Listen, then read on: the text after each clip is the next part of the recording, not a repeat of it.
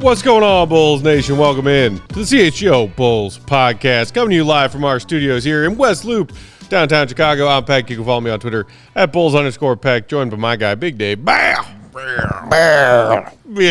Sports.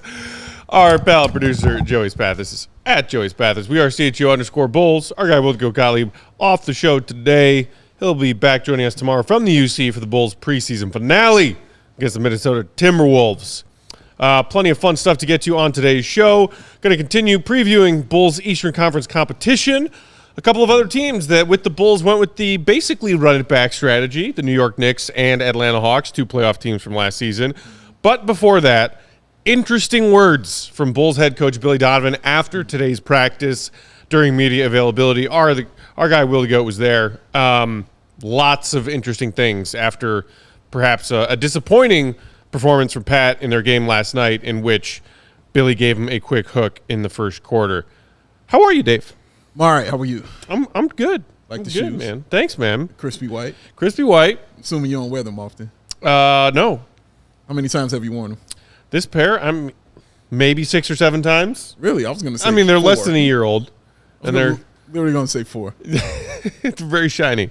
You gotta get Joey some shoes though. Joey never had them kicks on. He always look comfortable. His sneakers that he's wearing today are pretty well loved. No, yeah, that is blasphemy.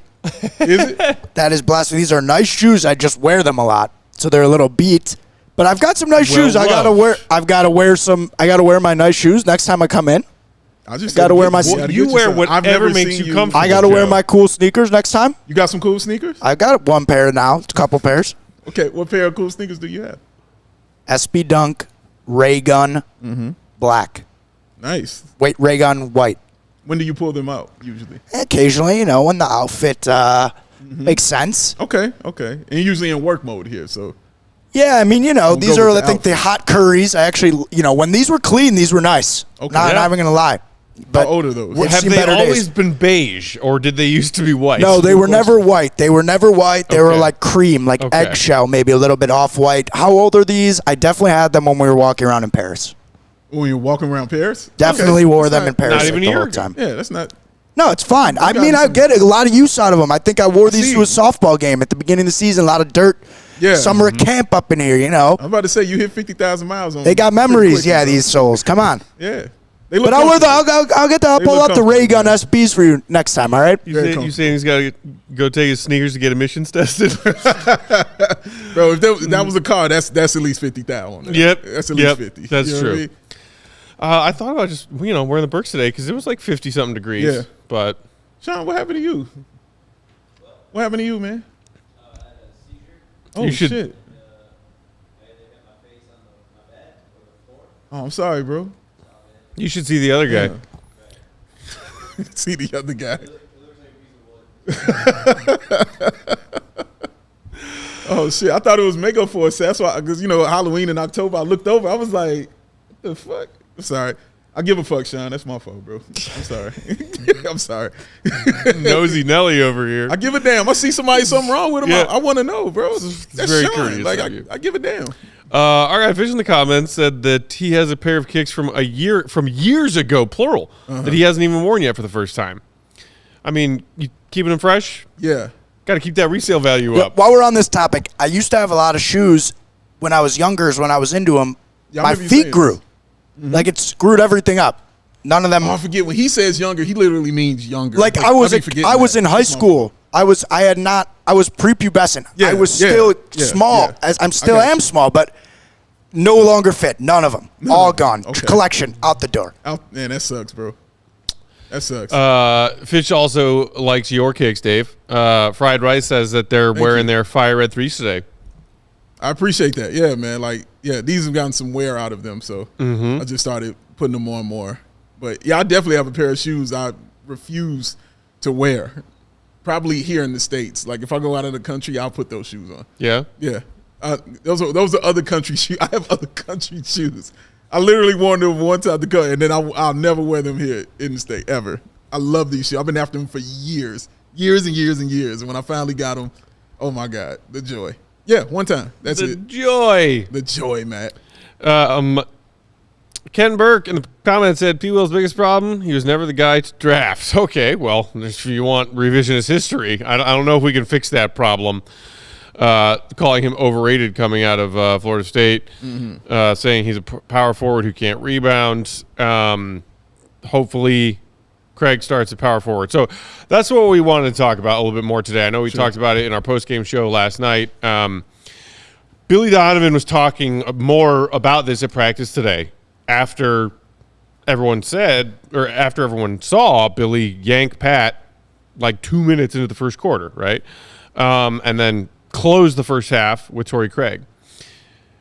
And Billy had a lot of things to say. We'll quote him on a few of them. But I want to start with what he has said about Pat and aggression and how it relates to decision-making more so than anything else.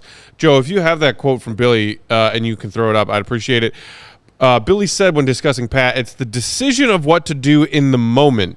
And for Pat, it's finding that balance where he's not overthinking and he can be decisive in those moments. That's the challenge for him. And he compared that to people maybe assuming that being aggressive and wanting to see more of an aggressive version of Patrick Williams, like, say, the one we saw in the game where the Bulls rested their big three key guys, saying it's not really a thing about, aggressive, like go and drive the ball to the basket. He said that's not being aggressive. To me, being aggressive is what is the defense? How is this defender guarding you? Maybe you bypass threes. I would view that as being aggressive. If I've got the ball and the guy's going to go all the way under on me and I'm behind the screen and I can shoot it, he needs to shoot those. So it seems to me like Billy, when trying to explain whatever this missing element is to Pat's game, it's not necessarily about just go be aggressive. It's quick, in the moment, split-second decision-making that Pat seems to be struggling with.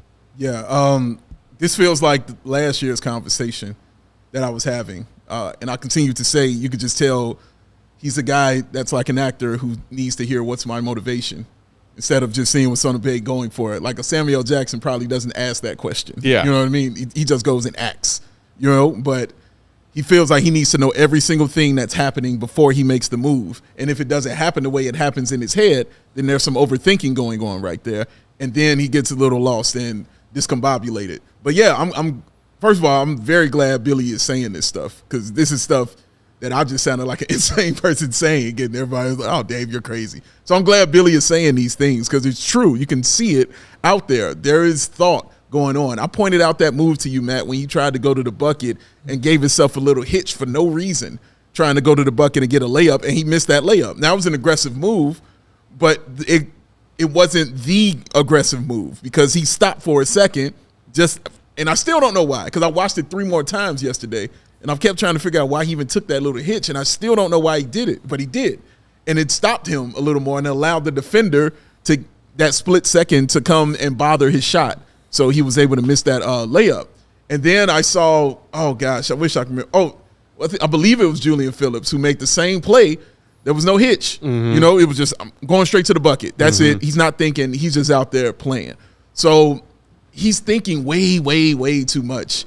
Another play, and Mark K also pointed this play out too, was when he got it and decided, okay, I got it. I'm coming down the floor. I'm going to the bucket. As soon as he got to the free throw line, there were 3 defenders. They weren't guarding him. They were just looking at him. One was in the middle, the other one was here, and the other one was on DeRozan. He took that as a collapse. You saw it. And he just immediately stopped, and he passed it off to DeMar, and it was a turnover because it went right off DeMar's tips because of those long-ass Raptor arms, blocking it off. So it's just so much overthinking going on. I don't know how you get out of it. outside of hiring somebody like me to continue to be in his ear, telling him what the hell, Yeah. and being for real with him. But yeah, he's definitely doing that. It's also interesting to me when you talk about overthinking, and Billy talked about overthinking, and he connected evaluating Pat and his overthinking to the other thing you just mentioned, which is being a team guy, being a guy who's deferring. Yeah. Because on the heels of Billy talking about Pat overthinking and that being a challenge for him, Billy said this: he's got a lot of instincts, but he's a team guy and he wants to help the team. He needs to keep growing with what's the defense doing. So if the defense that's being shown is something that Pat as an individual can take advantage of, read and make that decision more so than making a hesitated decision of, I might be able to take advantage of what the defense is showing us right now, but maybe I should pass this to DeMar instead, or maybe I should pass this to Zach instead. Billy also said, when it comes to Pat and these decision-making situations, if you miss it, you miss it. You're not getting it back. If he comes off a screen and he's open to shoot a three and he doesn't shoot it and tries to go back, it's not going to be there. If there's a hard closeout, he should be driving the ball, and he bounces it and holds it, the opportunity is gone. Yeah, yeah. These are all facts, what Billy is saying right here. And I love that he's saying this. And you've seen glimpses and pieces of it this preseason of Pat trying to get himself out of this, shooting the ball and then going and trying to get his own rebound, especially in game one when he was just attacking the board like a madman and bringing the ball down and really trying to establish himself. It felt like he did that and was like, okay, good. Anything else? We're good? All right, we're done. Oh, we got to do this again? Oh, wait a minute. I wasn't prepared for that. Let me go to my trailer. I got to re-prepare, reset my mind for this. It just really feels like that. And I know he's young, and it's still things he's got to figure out on the floor. But aggression is something that usually is in you. It can be learned. You know what I'm saying? But it's something that usually is in you. Now, when I say aggression like that, I don't mean go out and just punch somebody in the face. I don't mean just go put your shoulder down and run into somebody that way.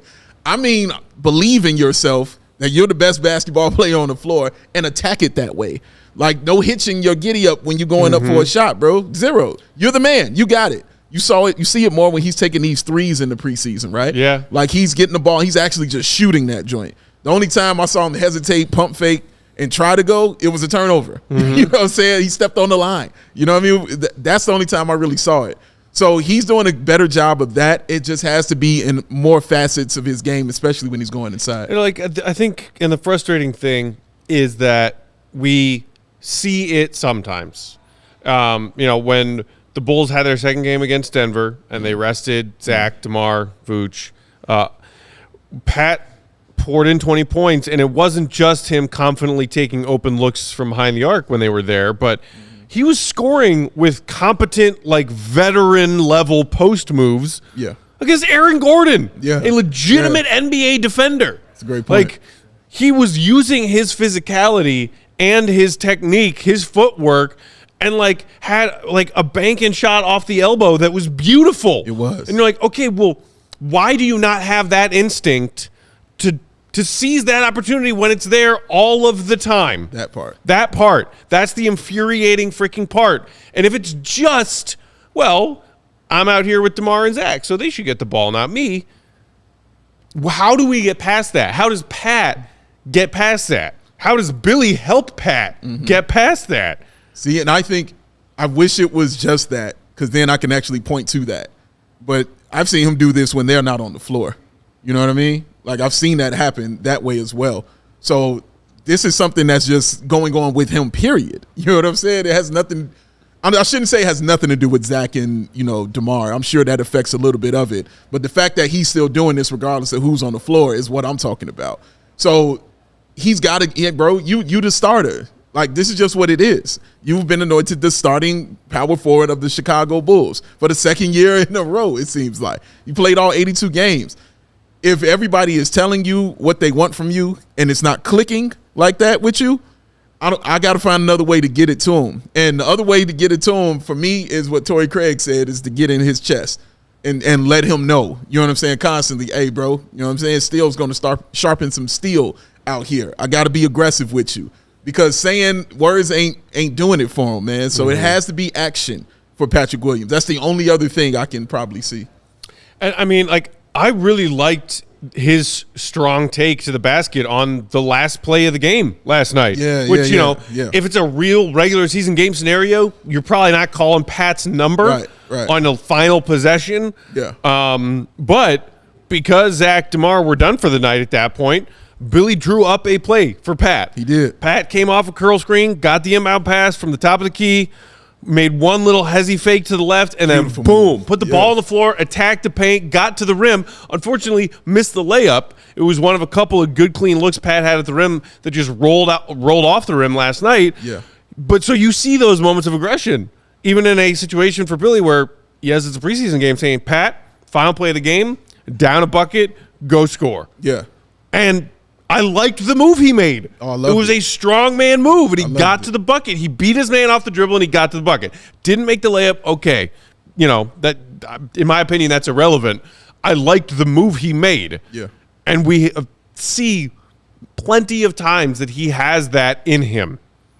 Why does it not come out all the time? That is the maddening question. And then the second question on the heels of that is, if that's something that is detrimental to the Bulls putting their best 10 feet forward at the start of every game. Seems like you are still in favor, despite Pat's up and down performance in the preseason, of keeping him in that starting lineup. Absolutely. Plenty of Bulls fans, including some in the comments, saying, what's the harm in just throwing Torrey in there to start and see if it works better? See if Pat looks better and feels better in the second unit.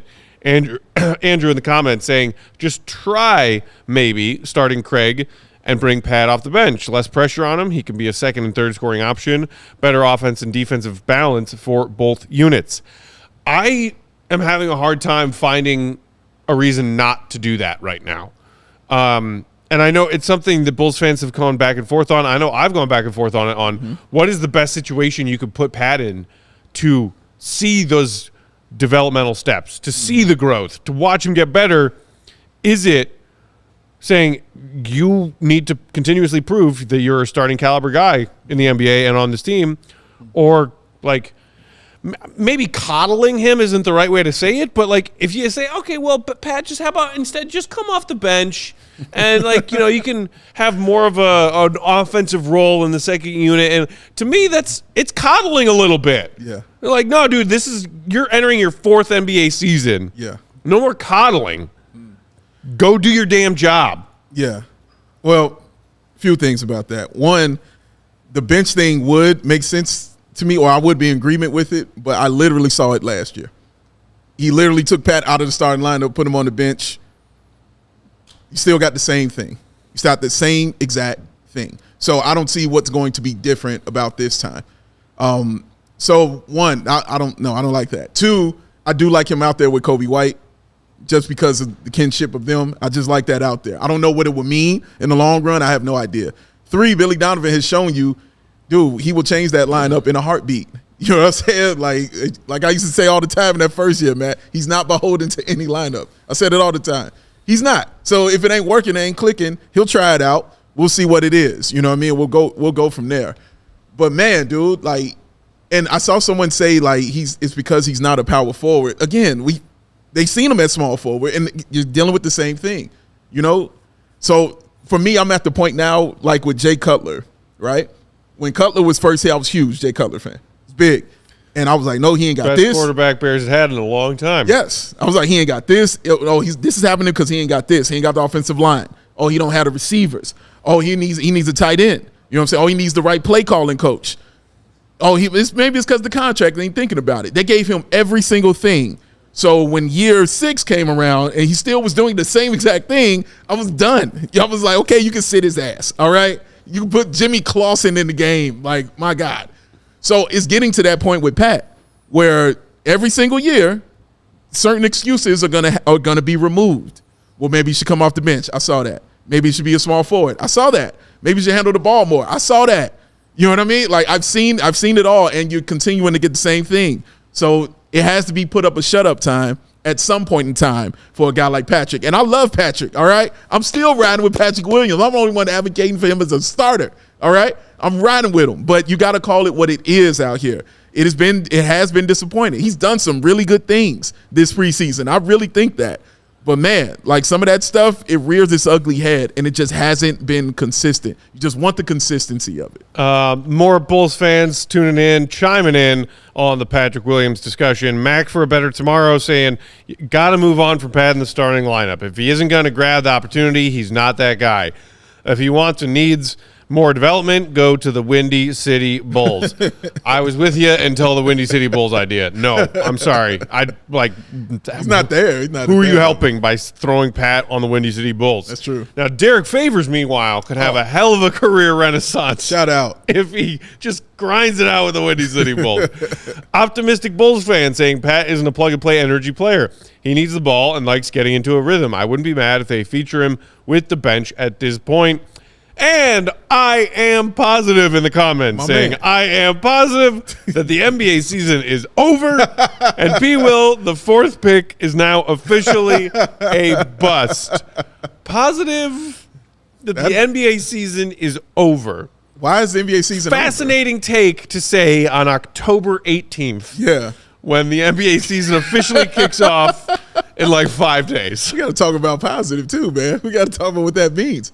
But, man, dude, yeah, I'm still with P. Will. I have no problem giving a guy chances and figure out who they are. But there is a limit is all I'm saying. And my limit doesn't start in year 2 or 3 or 4, especially if I think you have potential to really be something. Yeah. So it continues to go. But, again, there's a stopping point. Like I just told you about Jay Cutler. There is a point where I will be like, all right, bro, what we doing here? You know what I'm saying? But I'm willing to give him this chance. I'm still rolling with him, because I have seen some kind of growth from him. And the other thing about what the young man said about him coming off the bench and just being that bench player, Patrick Williams doesn't, again, in his words, doesn't have that desire. Patrick Williams is the one saying, I know I can be an all-star in this league. I know I can be an all-pro in this league. Those guys don't come off the bench. Those guys start. But he also did say when they were down in Nashville for training camp, like our guy Will posted the video of it, he said it wasn't important to him whether or not he starts or comes off the bench. That's how he talks. And then he said what is important is winning. And then there was a follow-up question, and his answer was again, win. Okay, so, like, yes, you like that frame of mind, but to a certain degree, if you don't have the mentality of, yeah, damn it, I want to start, do you have the competitive drive that it takes to be great in the NBA? I honestly, like, the fact that Pat said, well, I don't care about this because win, and I don't care about this because win, right. I get what he's trying to say there, and I'm not knocking that. Sure. What is concerning to me is to hear that guy, a 4th overall pick from a few years ago, who Bulls fans are hoping desperately is a legit building block for this organization that's trying to crawl from the basement to the first floor to being competitive again, to say, I don't care if I start or come off the bench. No, man. You should fucking care. You should want a goddamn start and prove it. Here it comes. God. Oh, there it is. I felt it. I felt it. Oh, my God, I felt it. I was like, it infuriated me to hear him say that. Oh, I felt that so much. Yes. I want to start. I deserve to start, and I'm going to prove that I deserve to start. Yes, he deserves that.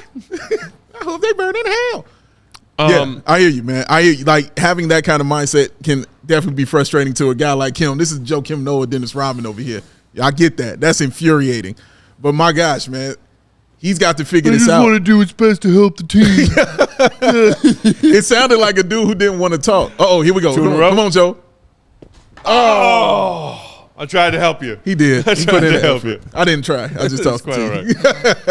Right. I do not like that frame of mind. I hear you. I hear your point. I hear your point for sure. But your thing about Billy and the fact that he's willing to make changes to his rotation, to his starting lineup, for any number of reasons, I did see some of Billy's other thoughts about this whole Patrick Williams, Torrey Craig starting lineup. After today's practice, shout out to our guy Drew Stevens from It's the Bigs. He posted a video shout out. Just a little while ago. And Billy, it seemed like he was answering a question about whether or not he is open to shifting something around because of what he's seeing in these preseason games for their real starting lineup come next Wednesday, a week from tonight, their regular season opener. And Billy sounded hesitant and was citing the fact that, well, rested the main guys for our entire 3rd preseason game. between the other 3 preseason games, the first 2 and the fourth one, some of our main rotation guys have only played a half or a half and a little piece of the third quarter. Mm-hmm. And Billy was saying it's hard to use that as a be-all, end-all substantial sample size to make to make that as a basis of a big change kind of decision. Mm. So if I try and read the tea leaves on what Billy said there, it's Torrey Craig might look great in these preseason minutes, and Pat might be struggling a little bit, but that's not enough for Billy to say, I'm going to switch things around because it's preseason and it's limited minutes in preseason. Correct. The only real competition I knew going in here was point guard.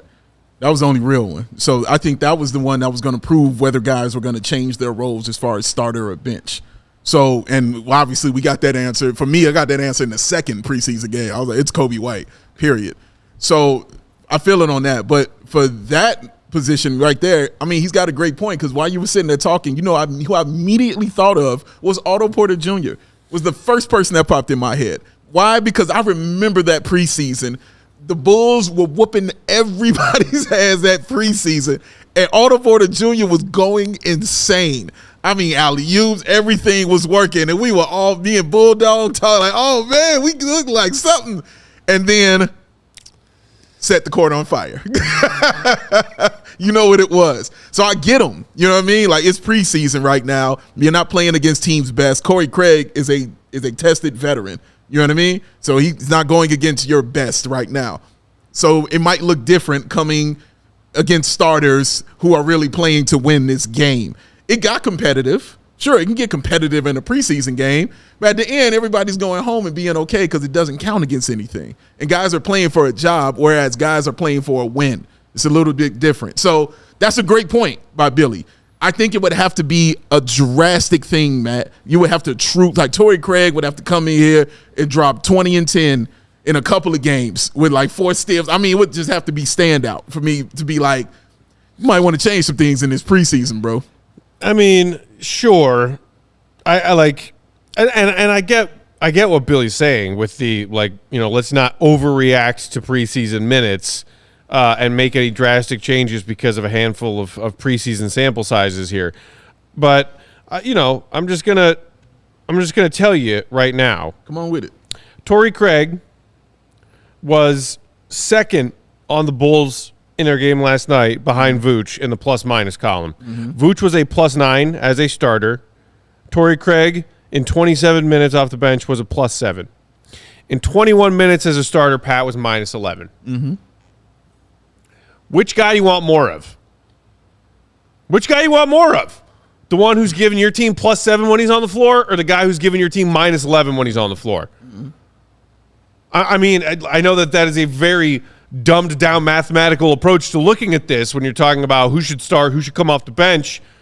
Right now in these preseason games, Torrey Craig looks like the better, more effective player who helps the Bulls do good and do good basketball things better than their opponent more than Patrick Williams does. Mm-hmm. So why not start him and play him more minutes? Because I like it coming off the bench better. It feels better coming off the bench with Patrick Williams. Because remember, all this is happening with Patrick coming off the bench. I mean, with Torrey Craig coming off the bench. Okay, yeah. It feels so much better. When Torrey Craig got the game where he started, it was cool. Like, I'm not saying it wasn't world beating. It was cool. You know what I'm saying? It was all right. When I'm talking about the game, when DeMar and all those guys didn't play and all that. It was cool. It was all right. But I feel him more when he walks in that game off the bench and he's that dude coming in like that. I feel him more. I want that energy coming in off the bench. I don't want it to start the game, man. I don't want teams game planning for this.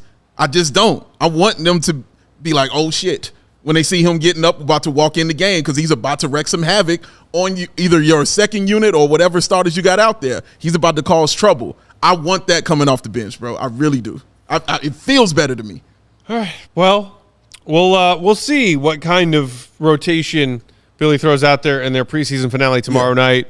If Pat's still in that starting lineup. If so, how many minutes he plays, how many minutes Pat or Torrey Craig plays. Bench DeMar and start Pat at the 3. No, I'm just playing. Start Craig at the 4 and Pat at the 3. I mean, I did see some people earlier on in the comments today saying Pat's not a 4, he's a 3. You got to play him at the 3. Listen, I'm one of those people that believe that, but that has nothing to do with how he's playing, bro. Like, honestly. I do believe he's more comfortable as a 3. Yeah. But that still ain't got nothing to do with getting a rebound. You know what I'm saying? It does not. Get a rebound, bro. I mean, Billy yanked him because he said, I feel like he wasn't hitting the boards hard enough and he wasn't setting screens well enough. Yeah. You're a forward. Yeah, that's a forward. That's your goddamn job. Hello. That's what forwards do. Yeah, he's right. Absolutely right. All right, let's take our first break. Then we'll come back and start looking at some of these other Eastern Conference teams. While we're sharing these words from our friends and sponsors, you know what to do. Hit that thumbs up if you're watching along on YouTube. Got 130-some people watching with us. Appreciate y'all for tuning in. Hit the thumb. More thumbs. Hit the thumb and subscribe to the CHGO Sports YouTube channel if you aren't already. Today's CHGO Bulls brought to you by our friends at Ray Chevy. Are you in the market for a new or used vehicle? If you are, we've got great news because Ray Chevy in Fox Lake has joined the CHGO team.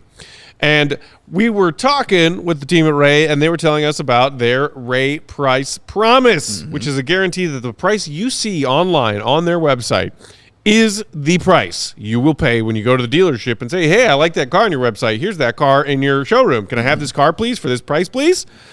In other cases with other dealerships, you'll find that when you go into the dealership and say, hey, I saw this car for this price online, they'll say, oh, well, that's our special price for people who have a pet goldfish, or that's our special price for people who wear 2 left shoes, or that's our special price for people who have Doritos for breakfast, lunch, and dinner every day. Are you someone who falls into those criteria? And I would be like, no, maybe, depending on the day. Yeah. But today, no. Can I still get that price? Oh, no, I'm sorry. Not at Ray Chevy. That's the Ray Price Promise. The price you see on their website is the price you will pay when you go to the dealership. And in some cases, Ray even will find you more savings, doing everything possible to find additional savings, which make the price even lower than the price you saw online. As one of the top-selling dealers in the Midwest, you'll always be able to shop one of Chicagoland's largest inventories. And right now, you can save big at Ray Chevy during their Truck or Treat Savings event because 0% is back and now available on new Silverado trucks, the perfect tailgate vehicle. So come on into Ray Chevrolet in Fox Lake. Find the vehicle you've been searching for. Best of all, pay 0 hidden fees with that Ray Price Promise. Nice. Visit Ray Chevrolet in Fox Lake or raychevrolet.com. Serving the community since 1963. Find new roads. Once again, whoever came up with Truck or Treat. Truck or Treat. Amazing. Man. Just awesome stuff. I would like a truck and a treat. Yes, I would. You already have a truck. I got a truck. So let's get this man a treat, ladies and gentlemen. That's what the candy bowl in our office's kitchen island is for. Well, that's also for the Hero Bread. That's also a treat for you too, man, if you want that, because it's delicious and it is awesome. Look at his face. Put some meat on it. He won't care. He's going to eat it up, man. Yum, yum, yum, yum, yum. He likes it. Mikey likes it. But yes, Hero Bread is delicious. I tried it myself. I have some at home. It is really good. I tried it with one of my veggie burgers, Matt. Made a double veggie burger because I'm big. And it is delicious even more. This bread is awesome, dog. It really is. I'm very excited to have it in my life, especially somebody who gave up eating sugar and bread for the year. Almost over. Oh, it's almost over, baby. I'm starting to feel it a little bit. Getting there. Every time I see a pizza place, I'm like, yeah. But, they open those slices right there. But Hero Bread got me. They said, don't even worry about it. We got you covered, man. Low carbs, all right? No sugar. It is an amazing, amazing thing. The taste, the texture, the bread is soft. It's delicious. It's fluffy. And primary nutritional interest, y'all. High fiber and low net carbs and 0 sugar per slice. So we want you to have some of this as well. How about we hook you up then? Go ahead and get you the discount code, CHGO. Get yourself 10% off at hero.co. They also make sliced bread. They make the buns. They make the tortillas. And that is all available at hero.co. And you can get that stuff on Amazon as well. And, of course, 5 to 10 grams of protein in the bread. I promise you, you make some cinnamon, I'm going to be all over you. Hero Bread, y'all. CHGO is the code. 10% off is what you will get on your first order. HERO.co. Save yourself 10% today. Hero Bread to the rescue. I can be your hero, baby. You hear what I did? God dang To it. the rescue. Ooh. I'm liking that one. That bread can kiss away the pain. Let's talk Knickerbockers, shall we? Oh, No Lord. love for Enrique? Shout out to Enrique. You know I will stand by you forever, Dave. It's a great jam. Not bad. Not bad at all.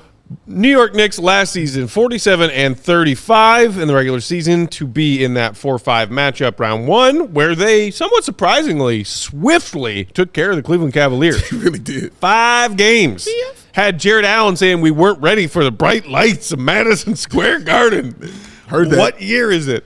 Not this guy. Then went up against the suddenly unbeatable Miami Heat and Jimmy Buckets in the conference semis. Lost that series in 6 games, but Yeah. still a good showing for the New York Knicks Very last much so. season. And they made a couple of marginal moves. Biggest roster addition, Dante DiVincenzo, man. Teaming up with Jalen Brunson, who had an incredible season last year.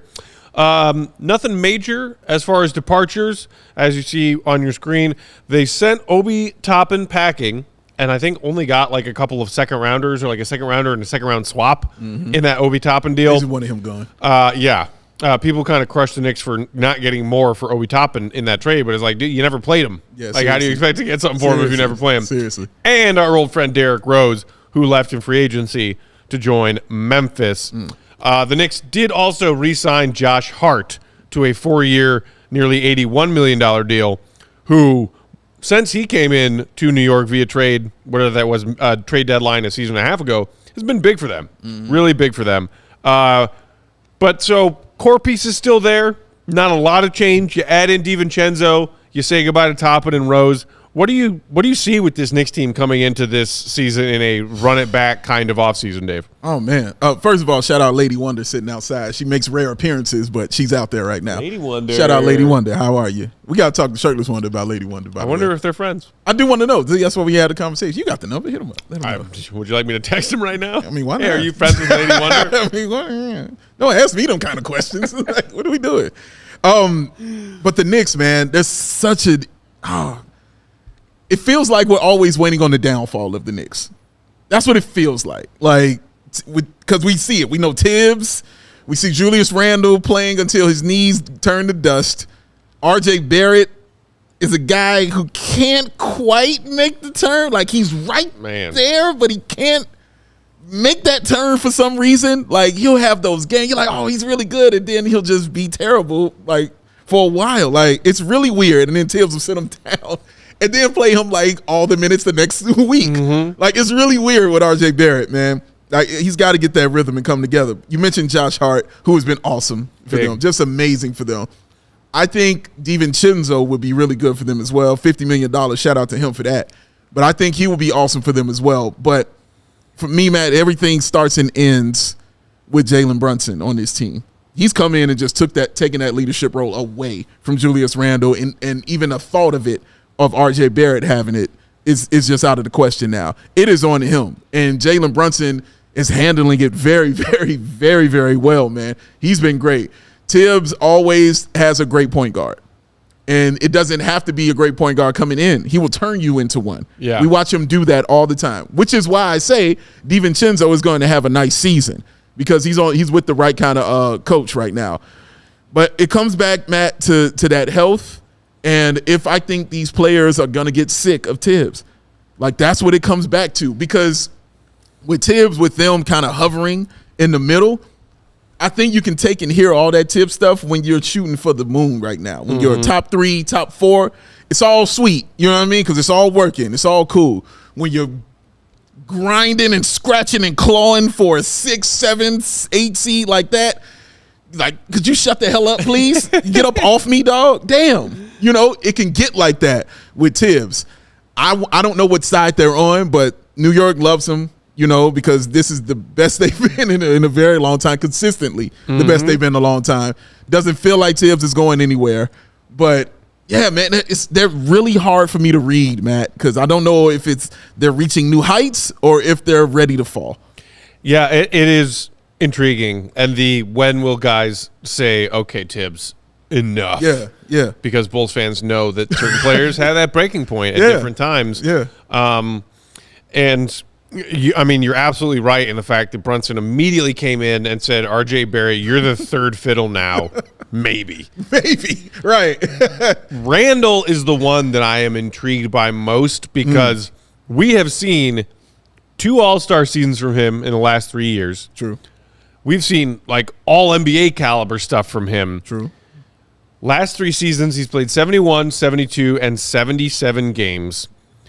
And Tibbs gonna Tibbs led the NBA in minutes per game in the 2021 season, 37.6. Brought it back down a little bit the last 2 years, 35.3, 35.5. That's a lot of minutes for your big man. Tons. And now, like, Randall still had more field goal attempts and a higher usage percentage than Brunson in Brunson's first season getting thrown into the mix with the Knicks, but by a narrow margin. Mixed with the Knicks. I am curious if Randall, at any point this upcoming season, will be frustrated by either or both of his role compared to Brunson's, his spotlight compared to Brunson's, while having simultaneously Tibbs yelling in his ear.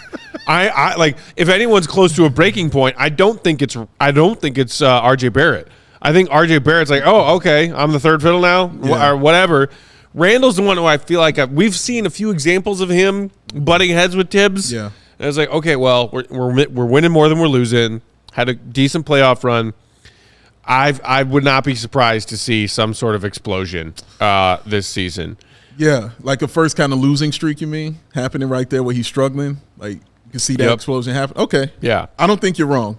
on that, but they're going to be a team because it's a team that is going to be a hard win to get. That's a hard win, any night. October to April, doesn't matter what night of the week you're playing, if you're home or away. If you're playing Tibbs' Knicks, it will not be an easy win. It just won't. And they have depth. You know what I mean? They really do, especially when they're healthy. Like Mitchell Robinson is awesome, okay? Jericho Sims can play. That young man can play. He can do his thing out there for them. Emmanuel Quigley. Is awesome. Jericho Sims, hook him. Sorry, Joey. I forgot who I was talking to. My fault. I apologize. Jericho Sims. I don't really apologize. Jericho Sims is, yes, he's awesome. But Emmanuel Quigley and Grimes, dog. Grimes. Mm-hmm. Man, they can play, man. Those two dudes can play. Quigley can pull up from anywhere on the floor, and so can Grimes too, but Grimes can really play that point guard position as well. So they have great depth at that guard position. They got depth at the big man as well. The reason that, Randall plays so many minutes because they don't really have, that kind of forward that can give him that kind of rest. Is Fournier still on the team? I don't know. I don't think so. Okay. No. He's out of there. Shout out Ryan Arcidiacono. Archie. for being there. Tibbs is going to find a way, man. He's going to be coaching, bro. Don't worry. He's going to be coaching, but he's bringing Villanova all back together. It's wild. I believe Fournier still is on the team. He is? He's still I believe so. I'm not sure he's going to play at all. Yeah, it doesn't seem like he's happy there, being with the Knicks. They do have the whole Villanova band. Like, they got a band there, crazy man. All extent. of the trades that happened this summer, and Fournier was not included in any of them. I refuse to believe it.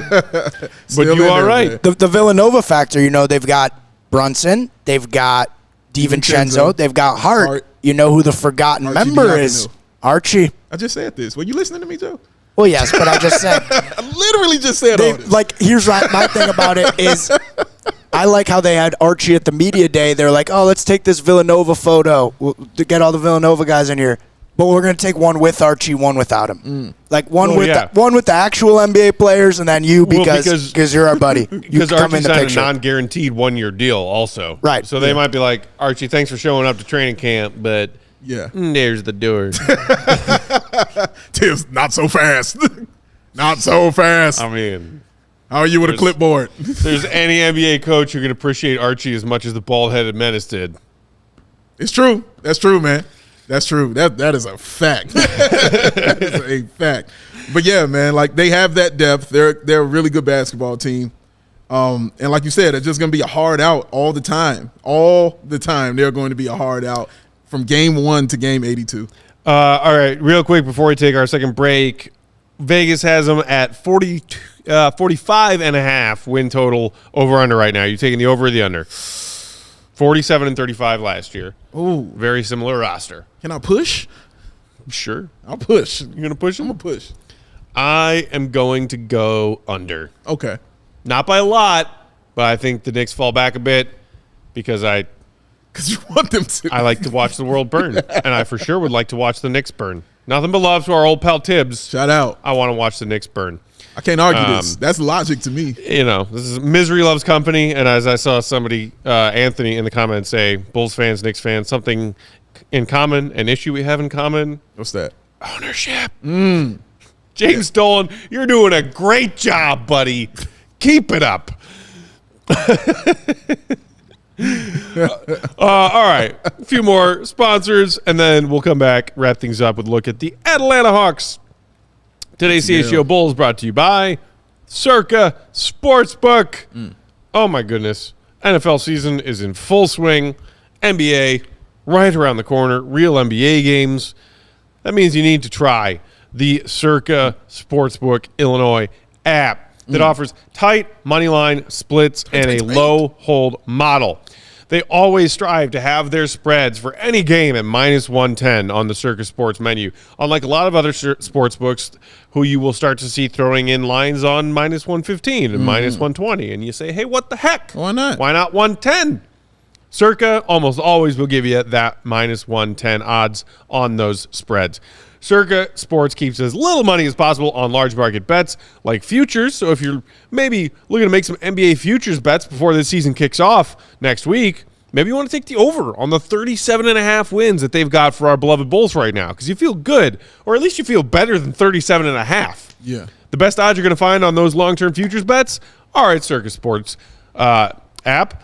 Plus, also, they don't limit players based on their winnings. Every player has the same limits, unlike other books who do limit their winning players. They also encourage bettors to download and explore all of the different sports betting apps that are out there and available because you will find, if you do so and compare, the best odds you're seeing on those spreads will be on Circa's app. They also have incredible, unmatched customer service, real people behind the Circa Sports brand who resolve issues in a timely fashion, unlike those other sports books that use those dreaded chatbots. All aspects of the app are being run by the same team that run the main Circa Sportsbook at Circa Resort and Casino in Vegas, one of our favorite places. Facts. Download the Circa Sports Illinois app right now at circasports.com/Illinois-app. to sign up today. One more time, that's circasports.com/Illinois-app to sign up today. Be on the lookout also for Circa's events, watch parties, and tailgates. If you or someone you know may have a gambling problem, call 1-800-GAMBLER. That's 1-800-426-2537, or text GAMB to 833-234, or visit areyoureallywinning.com. Beer. Love it. It's awesome. Tasty. Quenches your thirst. And do it in moderation. Never forget that. But when you're doing it in moderation, do it with the Goose Island Beer Company. Hit me, Joey. Hit me one more time because you went to Texas. That was too early, Joey. Let me finish my statements. CHGO. Oh, that was terrible. CHGO is supported by the Goose Island Beer Company, Chicago's beer since the Jordan year. That is 1988. Of course, they have that awesome roster, the Beer Hug family, the classic 312 Wheat Ale, the full pocket pills, the one Matt and I truly love. And of course, since the time is changing and the leaves are falling in this hoodie and short season, Burks, no more Burks? Oh, they'll make at least one They'll more. make one more appearance? Okay. And Burks is still in effect. It means it's Oktoberfest. Get you some of that Oktoberfest beer from the Goose Island Beer Company, y'all. And you know it's delicious because that's all they do is make awesome beer. These are facts. So grab our ultra fresh exclusive beer at the Goose Island Original Brew House on Clybourne Avenue in Lincoln Park, or from that tap room on Fulton Street in West Town. It's the Goose Island Beer Company, y'all. Chicago's beer, the true taste of Chicago. Boom. Rolling right along on our Eastern Conference previews, the Atlanta Hawks. A team that, for whatever reason, over the last few years, the Bulls and Hawks play several times each season, and it's just a giant clusterfuck of craziness. Lots of dramatic games, lots of overtimes. I don't know why. Also, there's been some fun, like Trae Young versus Io kind of, trash talking and a budding, rivalry of sorts. The Hawks this past season, 41-41, one win better than our Bulls, went on to win their way out of the play-in tournament and lose to the Boston Celtics in the first round. They got a win. They did get a win. Man. They did. Did not get swept. They did not. Roster changes for the Hawks this offseason. They add Wesley Matthews in free agency. They added Patty Mills in a trade after Patty Mills was traded to like 6 different teams this offseason. He finally ends up in Atlanta. 2 nice veteran adds, I think, to this Atlanta squad. Sure. They also had 3 draft picks, 1 in the first round, 2 in the second. Kobe Buffkin, number 15 overall. Yes. Perhaps most importantly, decided to re-sign DeJounte Murray. Yes. On a 4-year, $114 million deal. Only key departure for the Atlanta Hawks is John Collins, who they finally, after years of discussion and rumors and reporting, trade away, and they traded him for peanuts. They did. You still got the up-and-coming Onyeka Okongwu. Kind of John Collins seemed to be an odd man out with Atlanta's roster. This is now also going to be the first full season training camp and all with Quinn Snyder at the helm, former Utah Jazz head coach. Maybe trying to come in and tighten some screws a little bit for this Atlanta team that's got talent, but seemingly has lacked direction. What do you make of the offseason that Atlanta had, Dave? Tighten the screws. Yeah, tighten the screws a little bit. Oh, man, I'm so... Tighten the screws, smoke some meth. Quinn Snyder. It's the game plan. Meth Dad. Shout out to him, man. Meth Dad. Meth Dad. Where is it? Don't smoke meth, kids. Never. Please don't. They are such a weird team to me. They have all this talent, and I never feel like they're going to do anything. It's weird. Like, 41-4 is pretty much where I kind of have them all the time. Yeah. I'm like, they feel like they're that. They'll have a game where they just look like world beaters. Trae Young go for 30 and 10. DeJounte Murray is just, doing it to you. Like, and then the next game, they can't hit the side of a barn, as the saying goes. The broadside of a barn, excuse me. But they're so weird. And John Collins, definitely, you hit that on the head. He was definitely the odd man out. They have several players that are just his height that do exactly the same thing that he does. And with that, that's why I'm looking at one guy in particular, and that's DeAndre Hunter. Because that's one of the reasons you got rid of John Collins was DeAndre Hunter, so he could grow and now DeAndre Hunter's name is being thrown around in trade rumors. Correct. And it's taking the place of John Collins because of the guy they just got. You know what I'm saying? Okongwu. So it's so weird, but I'm watching him this summer. I really am going to watch DeAndre Hunter because he really has gotten better every single year. Every time they've given him more time and more games to play, he has improved. He has gotten better for that team. His field goal percentage goes up. His points go up. Like, he's just a really solid basketball player. So I want to see what it's like when he really has the reins off of him and they're letting him just go ahead and do his thing. Should be interesting. Of course, I like AJ Griffin on their team, man. He's got some cold-bloodedness in him. Obviously, pointed at the 2 game-winning tip-ins that he had, one against the beloved Chicago Bulls. Did not appreciate that. At all. It wasn't cool, AJ. Wasn't cool at all, man. But I think he's just going to get better. Like, coming in that rookie year and that poised, you can't do nothing but get better after that. So they're interesting. I know everybody hates Trae Young. Can't stand him. He likes being hated. Can't stand ya. Can't stand ya. But that dude can play. He for real can play, man. He's a really good point guard, but it's just hard for me to believe in him, man. Do you think that there needs to be some sort of adjustment in the power dynamic, the usage, the strategy that Quinn Snyder rolls out as far as the tasks assigned to Trae and DeJounte, respectively? Because this has been Trae's team for a long time. Yeah. But, came crashing onto the scene like a young star in Luka's draft class. Yeah. People were crushing Atlanta for making that trade and giving up on Luka. Shout out Saban. And then, Rightfully so. Trae Young came in and was like, hey, man, I'm awesome too. Yes, he is. They make the bold move to get DeJounte Murray away from the Spurs, and now it's like, okay, well, you have this incredible star-studded backcourt. Whose team is it? Yeah. And it's a right question to ask. For me, it's always Trae Young's team. But then again, you hear his name come up in trade talks because you heard it come up like maybe he can go to the Lakers. Maybe they're tired of this. So his name comes up. I think this season will be very telling as far as who stays and who goes for them. If they put out another season like that one last year, where they're just, at this level and fighting for that play-in like that, with those two elite stars and the young guys that they have on that team, and they still can't get it done, then you're going to have to be looking at Trae Young to be up out of here. And I think it's going to be Trae. I really do.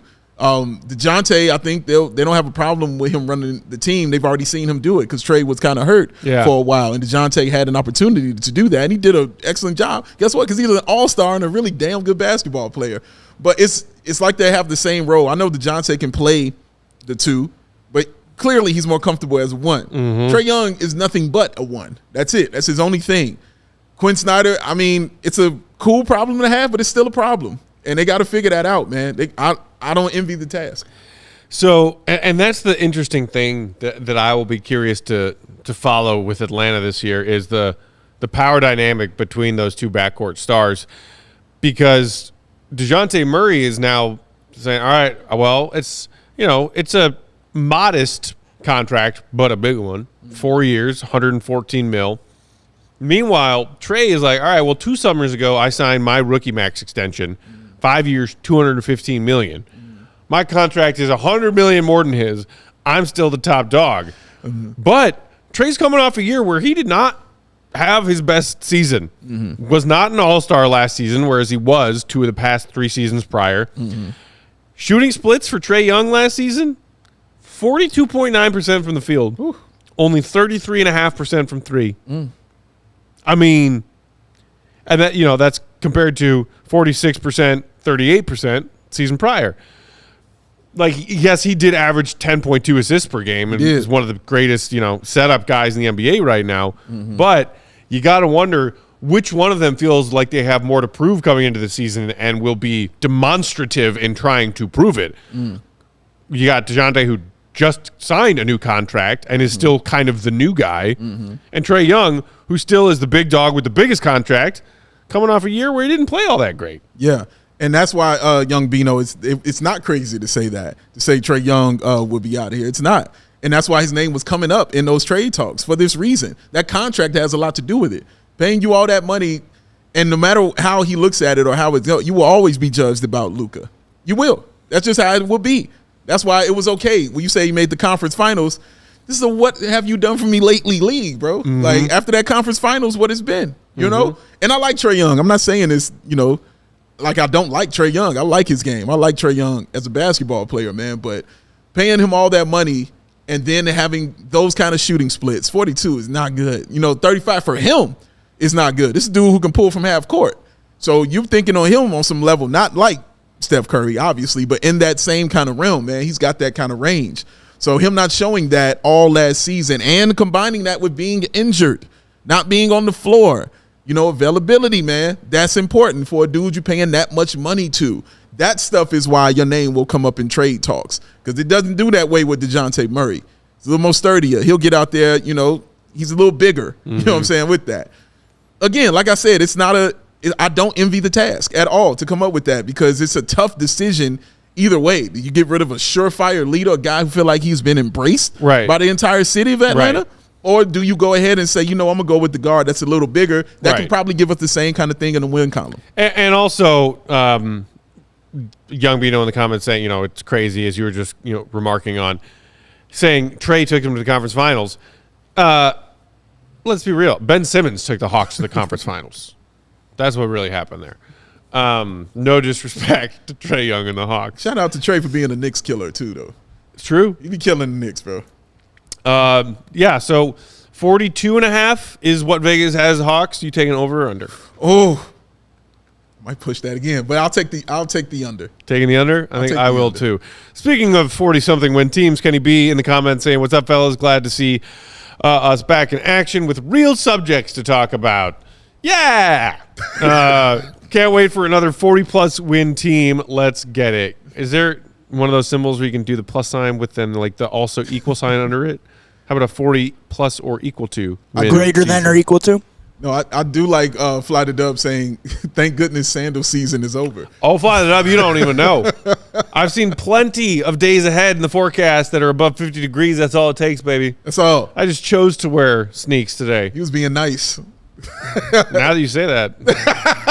Oh, Petty Peck. Perks on perks on perks. Oh, Petty Peck on the way. Shout out to the people who, I think I sent it to you too, and Sabine and Bulldog, the Kuzma getting ready to board a flight outfit. Yes. But baggy jeans are back? Yeah. Apparently? Yeah. He was wearing like light toned, like faded, baggy as hell jeans. He was. And a white tee and a flannel. And I was Yes. like, oh my God, Kyle Kuzma, you are me. I think the difference is that whole outfit cost him $50,000. I was going to say, like, he probably didn't buy that at Target or Kohl's or whatever. But This is the fresh vibes were the rhinoceros. same. And several people in the replies were like, but, like, Burks aren't on Kuzma's feet. Ooh, Which would complete the wardrobe. that's true. They're not on the feet. Look, Fly the Dub says, "No, Matt, no." Sorry, man. Sorry, bro. Hey, man. You did it to him. Get on board. Somebody also showed me a discount on Twitter the other day that somebody was having for the clog version of Birkenstocks. Like the closed-toed. Oh, yes. Birks. Yes, I have seen those. They're like yeah. slip-ons. Yes. But they're like clogs at the toe. I've definitely seen those. I'm not a fan of Defeats those. the purpose. I I'm- said to them, no, thank you. Foot prisons is what Matt calls that. Foot prison. It's just a nicer foot prison. We don't do that around here. Yeah, he don't roll this way. We are about out of time. One last shout out to our friends at FOCO. Football season's here. Get everything you need to hang out at your favorite sports bar, at your tailgates, CHGO Bears tailgate, or just watching the game in your living room, or maybe you got tickets. Maybe you're cool like Dave and have multiple hookups to Bears game tickets. Get everything you need to layer up for those fall Bears games from FOCO.com. Plus, shout out to them for providing us with some of our dope set decorations here in Studio A and in Studio B. Right now, if you go to their website, FOCO.com, that's FOCO.com, or click the link in the description below if you're watching on YouTube, use promo code CHGO at checkout, and you will get 10% off all non-pre-sale items. Again, that's FOCO, FOCO.com, promo code CHGO for 10% off. Get everything you need to enjoy your football season. Your mom wants to know what size shoe you wear. Says, Depending on the brand of shoe, the kind of shoe, anywhere between 13 and 14. yeah, I wear a 14. So, yeah, Got big old feet, Joe. that's how we roll, bro. You know what they say about a dude with big feet, right? Big shoes. He likes big Birkenstocks. socks. He likes Birkenstocks. Big That's it. We're out of shoes. time for today. Big feet. Big feet. Big socks. There we go.